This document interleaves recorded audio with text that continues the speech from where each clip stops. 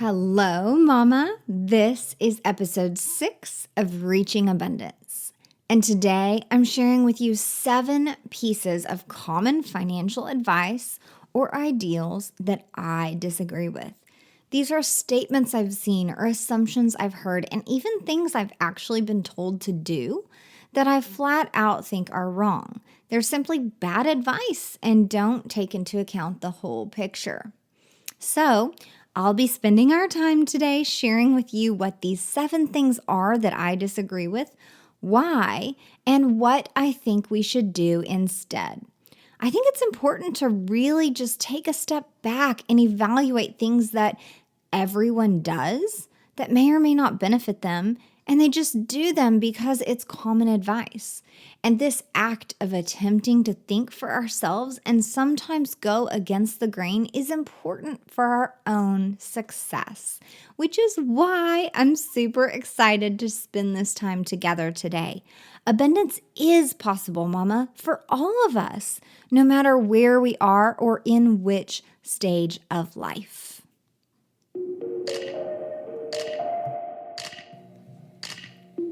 Welcome to the Reaching Abundance podcast, where your host, Virginia Elder, shares helpful guidance for moms around positive mindset, creating simplicity, practicing true self-care, and most of all, money management. Her financial journey toward a better life blossomed into an insatiable desire for overall happiness and abundance. Hang out with her right here each week while she ditches the taboos around women and money, shares resources, educates, and financially empowers all the mamas. All right. Thank you for being here with me today. I'm Virginia, and I'm so ready to share 7 financial ideals I disagree with. We've all been given bad financial advice at some point in our lives. Do you remember some you've been given? As you listen today, screenshot this episode, share it in your stories, and tag me at Happy Healthy Abundance. I'll reshare your story. Plus, it's an easy way for you to share this podcast with your friends.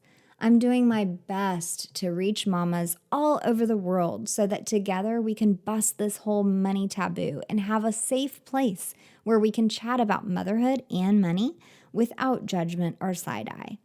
A rising tide raises all ships. So when you share this, you're elevating their lives as well as yours. So, bad advice could just be a comment from a friend who's passing on something they were told. It could also be that dreaded hour-long conversation you get sucked into each year at Thanksgiving by a well-meaning relative. But bad advice can also be inherent or societal. Something that's commonly heard that your father believed, that you were told at some point, either by someone directly or through a barrage of media that we're exposed to every day. What's the effect of bad advice in your life, though? Was it null and void because as soon as you could escape that investment convo at grandma's house, you roll your eyes, take a few deep breaths, and proceed to find the pumpkin pie? Or maybe the advice was something you didn't even know was bad advice, like that from your father. Maybe he was simply passing on the knowledge he had accumulated, trying to teach you how it's done because it worked for him. However, the 20-year-old version of you didn't know it was bad advice per se. You just thought that's how the world worked. After operating on that advice for a few years, you noticed terrible effects. Tons of debt, zero in your checking almost immediately after every paycheck, and overall uneasiness about how much you can or can't spend. Maybe you still haven't noticed the true effects of the bad advice. Maybe you're still just operating, doing the best you can, although definitely not thriving. But you think this is just how it is. You think everyone's struggling. Money is hard. Adulting is difficult. Years later, you're just earning a check and paying bills and attempting to make sure you can afford a few fun things here and there, even though you aren't actually happy with your finances. Actually, you barely look at them because when you do, you barely know what you're looking at. And quite frankly, it seems like a mess, but you don't even know the first step in cleaning it up. The thing is, anything else that we practice for 5 to 10 years, we become experts at. Think about it. your career, sports, oils, nutrition, fitness, cooking, anything. You go to school and get a degree in something, and by the time you're a few years into your career, you're one of the go-tos anytime there's a problem in the department. By the time you've worked there for 7 years, you're a leader. 10 years, you're nearly the department head and considered one of the OGs of the team. What about this other stuff? I have several friends that are experts in one form or another of natural healing. This gal, gosh, she knows more about what oil does what than I can ever imagine. This girl has been into nutrition as long as I can remember, and whatever ailment you've got, she can tell you which herb or vitamin you're lacking. Go out, get it, start taking it, and boom, your ailment's going away. She's amazing. This other gal I know, she's an expert at preparing healthy, delicious meals. She started her own business, providing home-cooked, packaged, low-calorie meals to help people lose weight. She loves to be in the kitchen. She knows how to give things flavor without added calories, and her meals are amazing. She's an expert. I have other friends who've gone the fitness route. This friend is a bodybuilder who's an expert at leaning out right before competitions. Other friends who are yoga, cycling, or bar instructors, they know everything about what they do. They've been in the field teaching women about fitness, how to move properly to do the workout, and how intensely to work out to either lose or maintain their weight. They are fitness experts. So why is it we can all become experts in one thing or another after just practicing and learning about it for a few years? Yet, we use money in some form or fashion every single day and continue to fail. The average person never becomes a financial expert, even though we're exposed to money as children. We grow up hearing about it and watching adults use it. We get our own as teenagers and then become fully in charge of our own finances as young adults.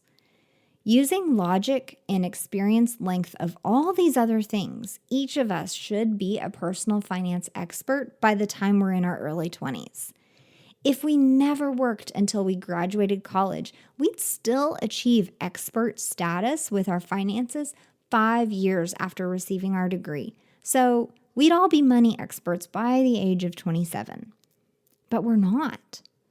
As we near closer to 30s and 40s, begin to raise a family, and make moves to increase our income, the opposite happens. We find ourselves drowning in more debt.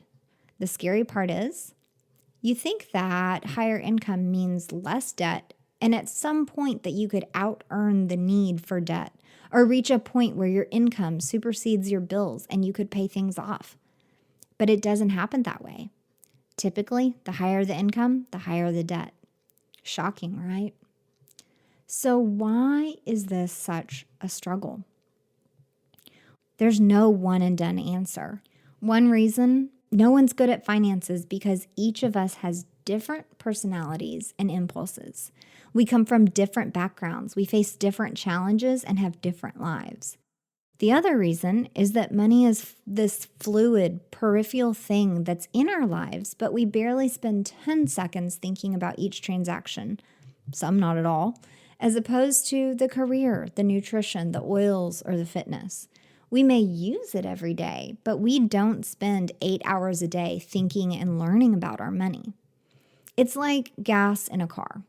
We'll spend more time obsessing if the car is clean, when the last oil change was, or if the motor sounds like it's running smoothly.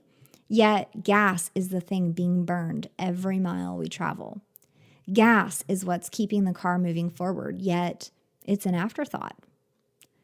The other big reason is that there's lots of bad advice out there. Whether it stems from a great marketing ploy by big banks to convince you that using credit to make purchases is smart, or from economists that know when mass public spends money, that causes a chain reaction that boosts growth for companies and pays employees more. Or from Uncle Jim or Dad or whoever well-meaning person who's passing on something that may have worked for them. not realizing that it only worked for them because none of the 100 possibly negatively impactful things happened to him over a small window of time. So they think it's sage advice.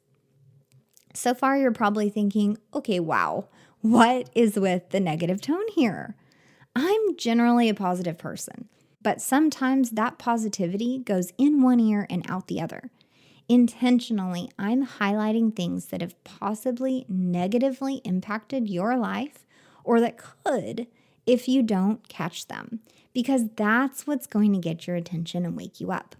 I do believe very strongly that every one of you mamas has the power, the brains, and the perseverance to create the life you've always wanted. That's where it's also my belief that I have to be bold sometimes and tell you straight up what's holding you back. So let's tackle some of the bad advice out there. What's wrong with it and what to do instead. This way, not only can you be aware of it and know with confidence what to do instead, but you can also completely disregard that bad advice when you hear it again and quit second guessing yourself or feeling worried that you're missing something. On top of that, if you find that you've believed one of these bad advice bullet points to be true, you have the opportunity to examine where that belief came from, how long you've been doing it, and if it's really working for you. Maybe you've never even stopped to examine if it's working for you, but now you have the opportunity to create a new belief, alter your actions, and create a new trend in your life. The first piece of bad advice I'd heard since I was a teenager, actually believed and did. I'm not even sure if it came from my parents or other people or advertisements or what, was to get a credit card as soon as you can and begin to establish credit. The advice was basically that you need a credit score, a good one, to function in life. So to start building it right away. Well, tell an 18-year-old to get a credit card and they'll have 3 tomorrow. As soon as I was settled in college, my first apartment with 3 roommates, mind you, I had my job and my shiny new class schedule, I applied for my first credit card. I was told to use it and pay it off each month and that would build my credit. You know what happened though? I built myself a hole, a small hole, since my credit limit was only $200, but still a hole. I remember my first days of toying with the credit limit, estimating what I could probably still buy for groceries at Walmart.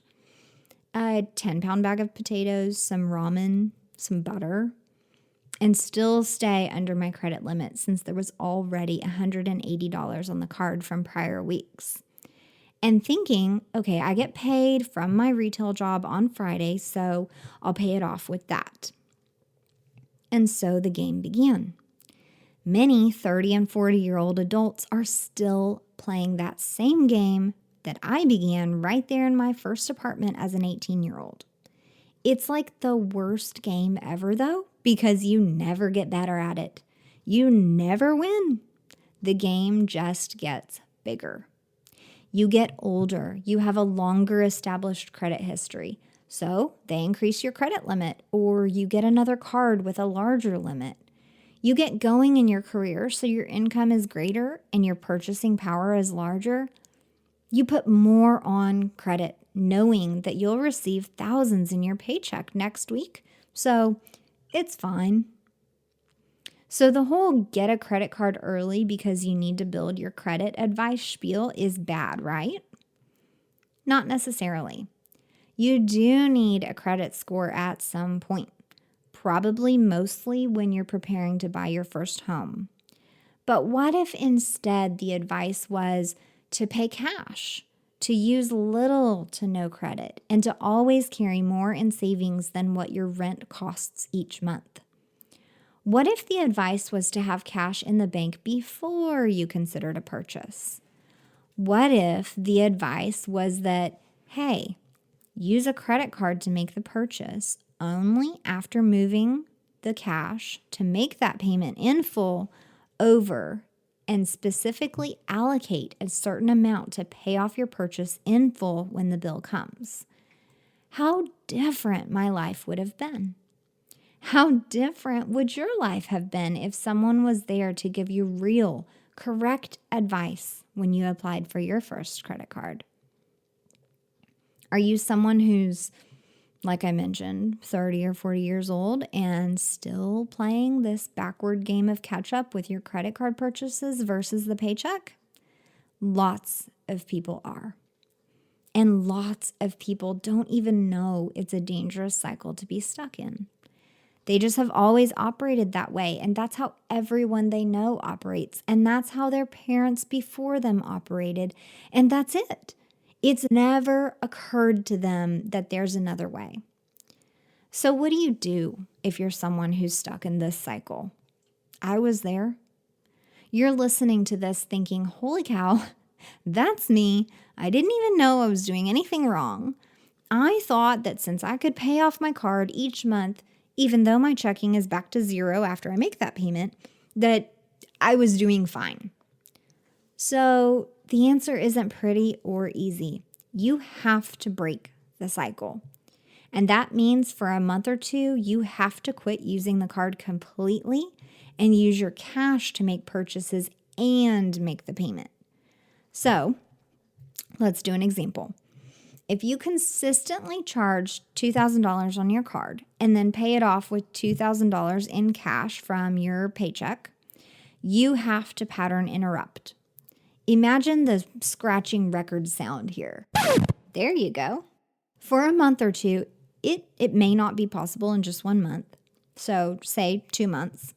You'll need to take that $2,000 paycheck, pay only $1,000 to the card, and live off the other $1,000 for a month. You're used to spending $2,000, so this is going to be tough. And yes, that means if you had a $2,000 balance and only paid $1,000, that you'll get some interest charges. That $30 to $60 of interest is the fee you pay to break your bad pattern. And it's well worth it to get out now instead of being stuck for another who knows how many years. The following month, you do the same thing. You get your $2,000 paycheck, you pay off the $1,000 plus interest remaining on the card and live off of $1,000. During the third month, you have no credit card payment and you get to live off your full $2,000 paycheck and do what you want. Ta-da! Okay, disclaimer here. I made this sound super easy by using simple numbers. The reality is your card might be so out of control that it's impossible just to tackle in 2 months. It doesn't matter though. If you want to break the cycle, the premise is the same. You have to stop using your card completely, reserve cash to make a decent payment, maybe half of what you'd typically charge up in the month. You can look at the transactions since last statement total on your bill and live off of cash. This is going to force you to cut your expenditures for a few months because to make the payment and live on cash is going to be an abrupt decrease to your lifestyle. Break it up into 3-month increments, your balance in thirds, or 4 months if you need to. Those few months of cutbacks plus the little bit of interest you'll be charged is 100% worth it to break the cycle. I did it. You can do it. I promise. Along those same lines, it was impressed upon me that your credit score is one of the most important numbers in your life. You need it for everything. To buy a car, to buy a home, when you apply for insurance, they'll run your credit, everything. While this is partially true, your credit does get run when you apply for things. It's not true in the part that you need it for everything. You don't need credit to buy a car. You don't need credit to function throughout life. In today's society, I feel like we would all eventually end up with credit of some sort, even if no emphasis was put on establishing credit. And while lots of people play the game of how can I increase my credit score, actually just behaving in a responsible manner with your credit and cash will naturally raise your credit score. The big lie floating around out there is that you need to work on your credit score. What we need to work on is behaving responsibly with our credit and our cash. And then guess what? Creditors will increase your credit lines. As time passes, you will have a longer credit history. If you maintain low usage of your credit, your debt to credit ratio remains low. And guess what? Your credit score increases. Typically, people who are either just starting out or who are recovering from money mistakes are the ones seeking credit repair or looking to increase their credit score for some reason. I get it. I've shared openly that we were near bankruptcy at some point. And trust me, our credit scores were in the dumps. Why? Because every credit card, loan, or whatever we had was practically maxed out. So my debt to credit ratio was really high. And in the credit history, you could see that I was making only the minimum payments on everything. While my credit history was 12 years old already, since I did establish credit when I was 18, it was apparent from just looking at our credit that we had nowhere else to go. We were using things to the max, and the algorithm sensed that. It calculated that, hey, if these people have maxed out everything and aren't paying off anything, where are they going from here? There are only two options: default or get your stuff together and make progress. So, what I'm saying is that if any of us begin to practice positive, controlled, reasonable financial behavior, living within our means, not overusing our credit, not financing everything possible, not maxing out our purchase power, our credit score will naturally adjust in a positive direction. When someone focuses on positive financial behavior across the board, what do you think they'll do? Begin paying off credit. Begin using credit less often.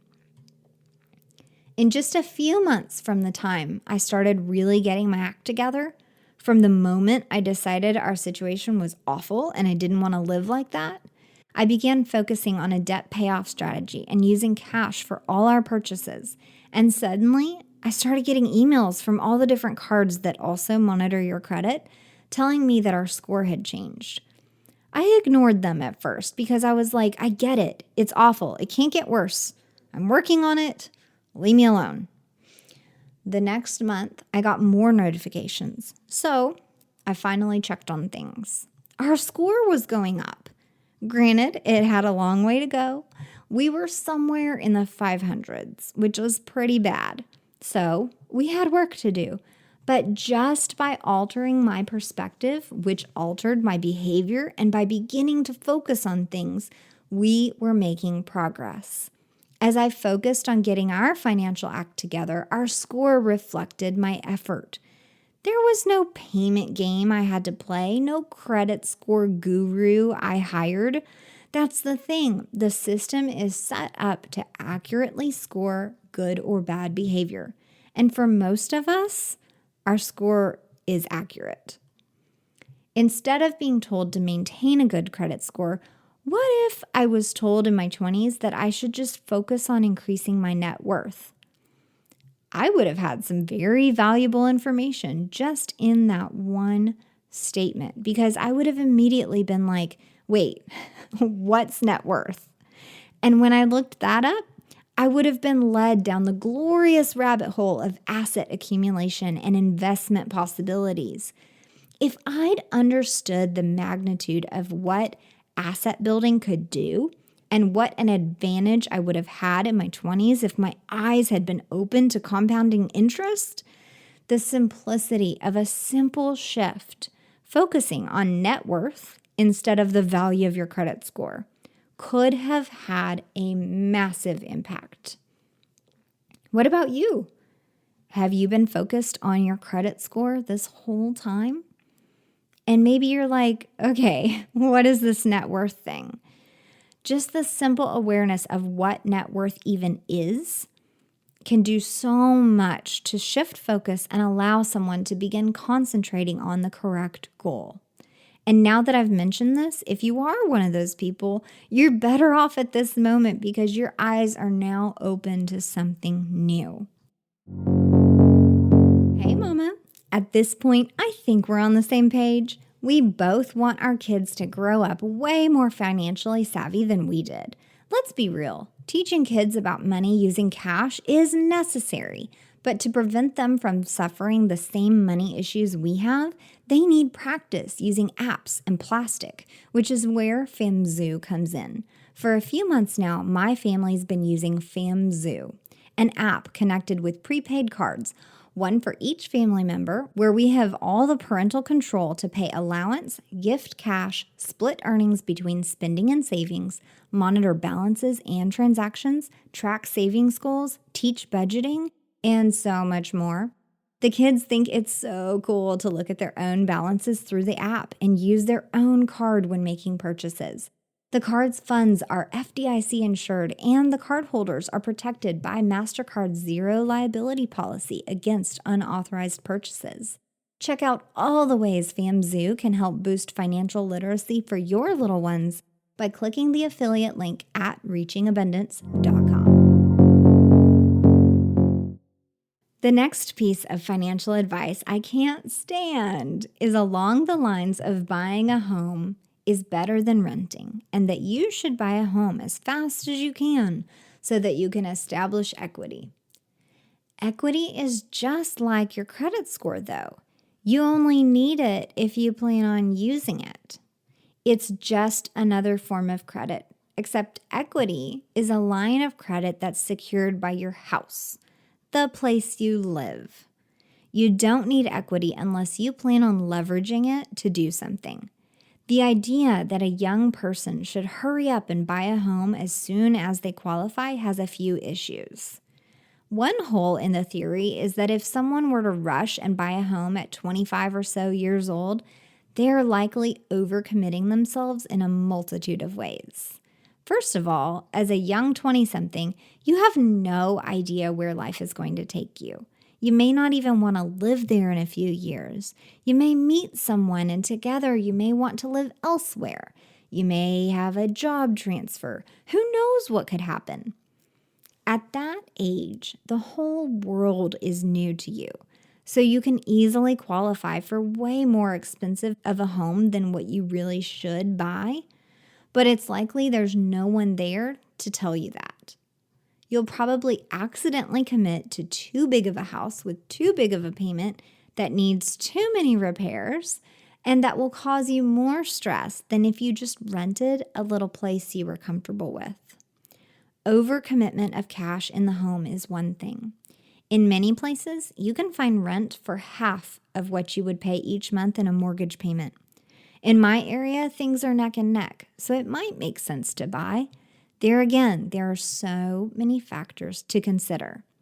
I do not think we should be told to rush to buy a home. I think your 20s are for focusing on getting your career on the right track, starting off at your first job with benefits, and flexing that self-discipline muscle to force yourself to save 10% and max out your savings benefits. The whole real estate and banking industry, and economists for that matter, want people to buy homes because that's how they make money. They aren't bad people, don't get me wrong. They serve a fantastic purpose and are great resources when you're really ready.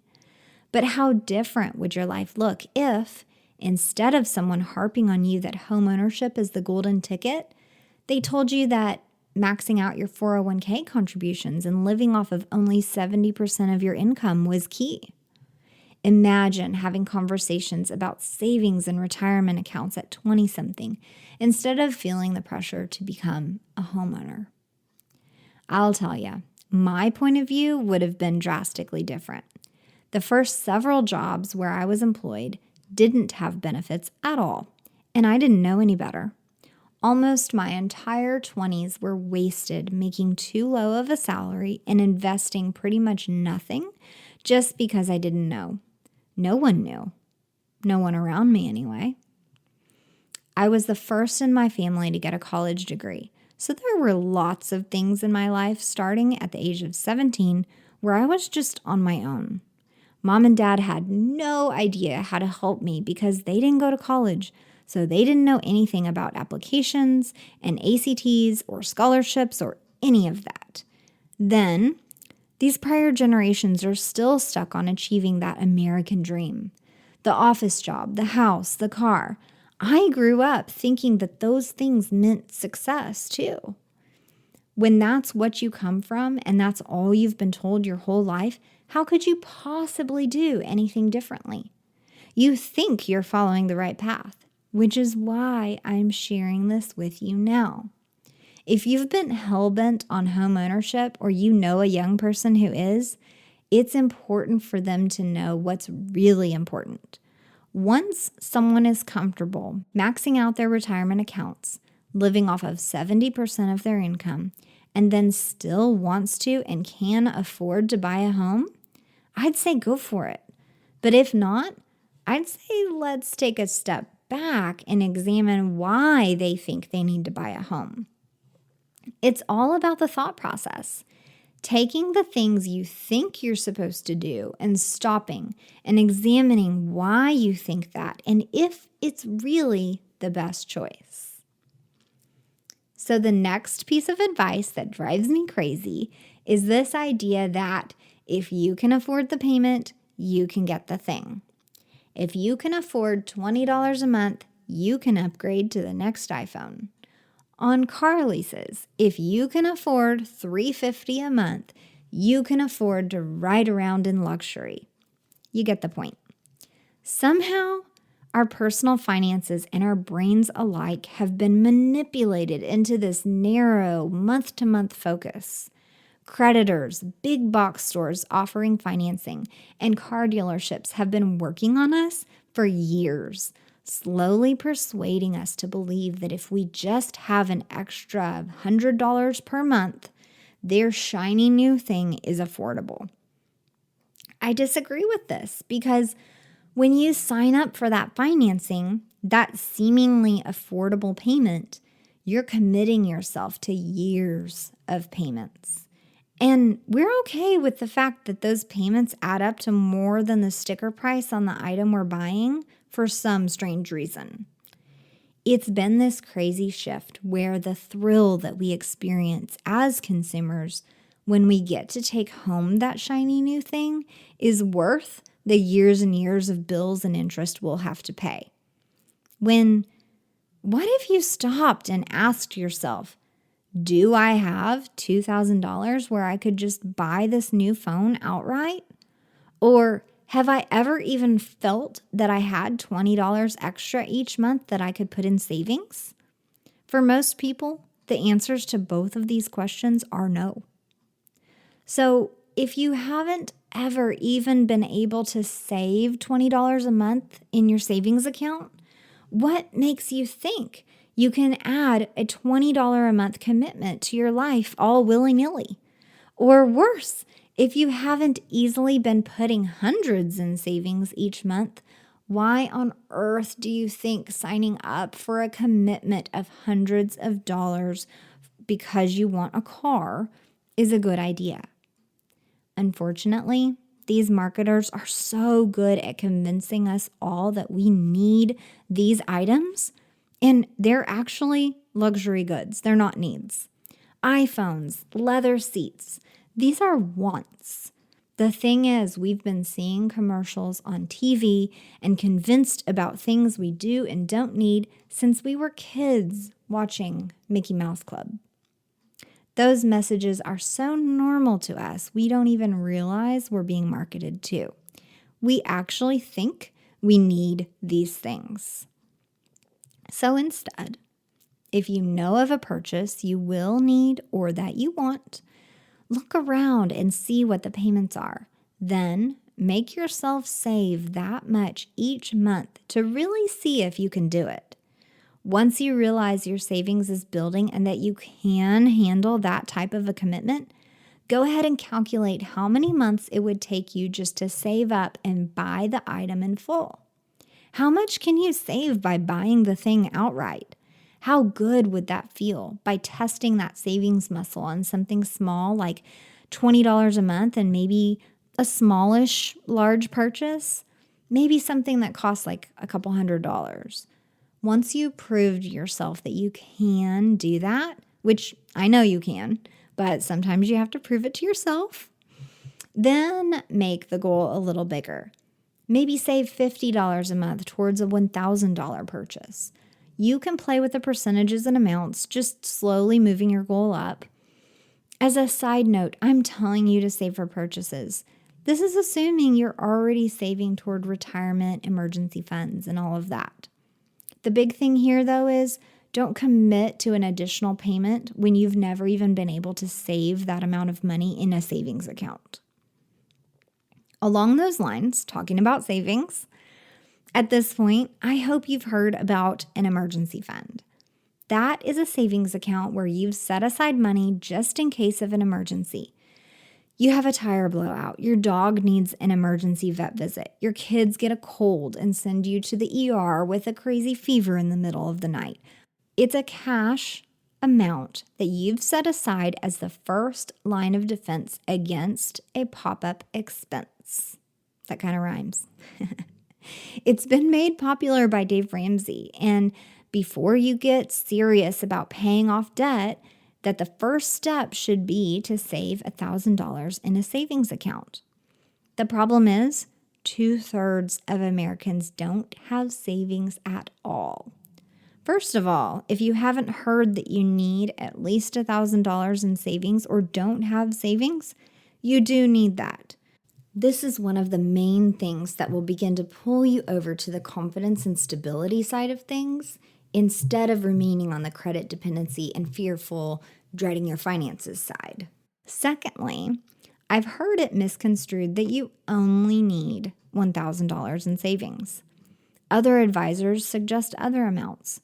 I've been there, done it all, made a mess, cleaned it up, slid backwards, and figured it out again. However, if you study that advice and save up the $1,000, you'll learn that this $1,000 is a starter emergency fund. The trouble is people don't listen. They hear what they want to hear and pick up on the single word or two that they need in the moment and keep trucking. Have you ever told your kids exactly where something is in the living room only to be asked a few minutes later, but where? As your kid just stands in the middle of the living room looking vaguely around, you wind up repeating yourself, "Honey, I said it was on the lower shelf on the left side of the TV in the living room." All they heard was living room. It's so frustrating, but we do this too. We can read a whole book, listen to an hour-long segment of a radio show, and yet our brain naturally extracts the single most important detail for us to move forward with. So that's what's happening here. It's not you just need $1,000 in savings and you just move on with your life. You need to start by saving $1,000 and then continue to make progress. I actually suggest maintaining $1,000 per family member in a savings account. So if you have a family of 4 like me, keep $4,000 in savings at a time, just in case. This gives you mega confidence. You'll feel so proud of how much you've saved, considering this is likely the greatest amount you've ever had in savings. Plus, this savings totally protects the family from any kind of catastrophe. Have a house fire and need to pay the $2,000 deductible for your homeowner's insurance? That happened to us. Done. Kid broke an arm? Cash takes care of the medical bills stress-free. Suddenly, life doesn't feel so overwhelming when you have cash to pay for things, and you don't have to figure out which credit card has a big enough limit for you to take care of business. Speaking of credit cards, the next point I'll make is that credit cards are not evil, and I'm not one of those advocates for using only a debit card. It's not how I live, and I completely see the benefits of using credit cards for points, consumer fraud protection, and all of the other stuff that comes along with it. So I'm not a cut up all your credit cards type of coach. What I will say is that when you use cash, you spend less. Notice I said cash, not debit. Like physical paper cash. So, if you're one of those who's constantly over budget, where finances just seem too chaotic and out of hand, cash is going to be my recommendation. I won't tell you to cut up your credit cards. I like to think that I'm a pretty level headed person, and with my clients, I take a look at everything. We consider all the variables together. If there are credit cards that are unused, that won't be used, like a store credit card that was open when they bought couches and haven't used them again since, or a medical credit card that was for a specific surgery and it's been a while with no new surgeries planned, then I suggest those accounts be closed. But your points earning regular Citi or Chase or whatever, that's fine. You can keep it.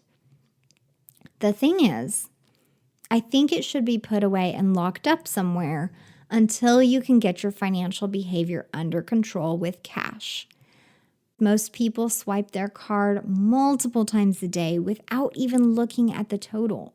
So every time they look at the balance or receive a statement, even though they were present for each of those purchases, it's like a total shock. The only way to put an immediate halt on this shock factor, pump the brakes on the ever-increasing balances, and get an initial budget in place is to use a system with controls. The most rudimentary system for finances is cold, hard cash. It's old school. It's a pain in the butt. But think about what you would do if a project at work wasn't making progress. If things aren't going as planned, you have to scrap the things that aren't working and get back to the basics. This is what you have to do with your finances. It's obviously not working to allow yourself to have autonomy over this credit card since you can't exhibit self-control. So you have to scrap that plan and get back to basics. What's the most basic form of currency? Cash. Once spending is under control and a working budget is in place where you're spending within parameters for several months, you've proven that you can, in fact, succeed at spending within your means. Then, and only then, do I think credit card use is reasonable. You can cautiously begin to bring using the credit card back into the picture. Of course, there'd be rules associated, like making sure you already have the cash you need to make that purchase and making sure the purchase is within the budget. But you could begin using your card for groceries, for example, little by little. I am someone who does not like to use or even carry around my own debit card. So if someone wants to use debit and they see that as a viable solution to the issue, that's fine. I, however, am not someone who advocates for a debit-only lifestyle. I appreciate the fact that if somehow my credit card number gets stolen, that charges appear that are fraudulent, my checking account isn't affected at all. I simply call the credit card company, they take care of things, it's a completely separate bucket. What if this week I had $3,000 in my checking account and $2,000 is for my house payment that's due on Friday? And then on Wednesday, something happens with my debit card number. Suddenly, my house payment is in jeopardy. Not cool, man. Not cool. However, if I'm using my credit card for purchases and I log in and I notice some strange charges, I call them up, they credit my account back and take care of the claim. Meanwhile, my house payment and other bills are running out of my checking account completely unaffected. Plus, like many of my friends, I do appreciate cash back, points, and all that good stuff. There were years and years where we could fully fund Christmas off of the gift card earnings we made from one of our reward accounts. There have also been plenty of months where I toss my cash back earnings into my retirement account as a little bonus for myself. I like earning extra, and as long as you're not spending to get the cash back, that you're still spending within the budget, I'd totally take the little 2% back as a mini bonus. So to sum up things, I guess I'm pretty black or white. There's no gray area for me. Debit card usage falls into the gray area. It looks like a credit card, but it's a direct line to your cash, and that's risky business in my book. I say either use your credit wisely and reap all the rewards, Or if you can't remain within budget and you're struggling with overspending, use paper cash. With any medium, there are going to be challenges, but that's where I'm at. I'm not a cut up your credit cards advocate, but I am a cash advocate. Okay, so the last financial idea that I disagree with is the idea that having car payments are inevitable. I've heard different phrases like, everybody's got a car payment, or you're always going to have a car payment. Variations of the belief that you're always going to be paying something for a vehicle, so you may as well get an upgrade. The idea like, well, I already pay $500 a month, so what's $550 when I get Bluetooth, leather, shiny rims, and a backup camera? Then you get used to that $550, and in 3 years you find yourself back at the dealership upgrading for the next new ride for another $50 to $100 a month. It never stops when you go on like this. The thing I'd like you to realize is that not everyone has a car payment, and you'd be best suited not to have one as well. Plenty of people out there have made the decision to quit upgrading their vehicle every couple of years, quit digging that hole, and just to pay off their car. I know, it's crazy, right? Again, marketers and car manufacturers have given us this false sense of security that if you have a newish car, fewer things are going to go wrong, and that you can just take it up to the dealership if there's anything wrong and they'll take care of it. I've got news for you. Those repairs at the dealership aren't always just taken care of. You can walk out of there with a hefty bill, even if your car is quote unquote under warranty. Their warranty doesn't actually cover that much. Also, having the repairs done at a dealership is often the most expensive way to go. And if you're still not convinced, look at the math. Assume you have a $500 car payment. You're paying $6,000 per year for what you think is the right to be able to take your vehicle to the dealership if something goes wrong. Usually you find out whatever's wrong isn't even covered. Plus, after the free oil changes and all that are over, you still owe over half the car's value. That $500 a month budget cramping payment is barely making progress on that $30,000 balance. I've got news for you. We have 2 paid off vehicles. We have no car payments. We pay for an oil change and some other maintenance under $100 each about every 6 months. And then on the older vehicle, we might have a $1,000 repair once a year, maybe every 2 years. So $1,200 for the year in maintenance for 2 vehicles, as opposed to $6,000 per year for one.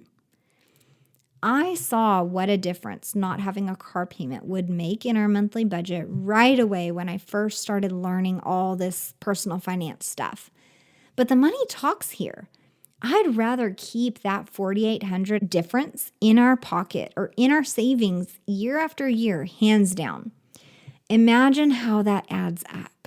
That's the thing too. In just 4 years of saving that $4,800, if you stashed that in a savings account, you could buy a practically new $20,000 vehicle in cash and play that game over again. That's what we're planning on. We bought one car for cash years ago, and then we bought a newer car with a payment. That was one of the financial mistakes we made that I'm pretty open about. So when everything hit the fan, I made it a point to pay off that car and decided we will never, ever have a car payment again. So I challenge you. What would it be like if you didn't have a car payment? How much is left on your balance? What difference would that make in financial pressure each month? Realize that you don't need the shiniest, newest vehicle and that no one actually cares what you drive. They're too busy being obsessed with themselves and what they drive. Not everyone has a car payment, and you don't have to either. All right, there you have it. 7 commonly used financial ideals that I completely disagree with. what I think you should know about them, plus a little advice on how you could go against the grain and make your personal financial life better as a result. I encourage you to notice assumptions you have about the way things are and begin to examine why you think that way and if that thought is actually true. I hope you notice that some of the things I brought up are common truths in today's society, yet I present a different point of view. That's the problem, I think. We just take things for what they are, for what's normal or assumed, and we don't think for ourselves sometimes. By bringing this to your attention, I'd love for you to just expand upon this and try to come up with another thing or two that you just assumed was the truth that you would like to explore. Thank you again for being here with me today, girl. I truly believe we can have it all through intention, consistency, and always trying to be present in the moment. This week, edge a little closer to reaching abundance by noticing what financial assumptions you're operating from and stopping to think where they came from, and most importantly, if they're working for you. Through this little action, you're training yourself to think when it comes to your money and not just to do things because that's what everyone else does. I'd love for us all to notice the lies we tell ourselves. Not all your friends have new cars. Not everyone goes shopping every weekend. Not everyone has a lush vacation every year. Notice what stories we tell ourselves and create a new story. Before you go, I want to invite you to help me reach and help change mamas' lives. And in exchange, I'm offering a little incentive. If I receive 50 reviews in iTunes by November 22nd, 2019, I'll be doing a drawing for a $50 Amazon gift card. All you have to do to have your name entered into that drawing is to click the rate and review link in your iTunes app and provide a review for this podcast. Getting ratings and reviews helps me climb the charts in iTunes. The higher this show is ranked, the more likely mamas will find it, and the more beautiful lives can be positively impacted. So, help me reach my goal of 50 reviews in 50 days, and you might just win $50. Don't forget to check out the show notes at reachingabundance.com, where you'll find the summary of everything we talked about here. I look forward to talking with you again next time.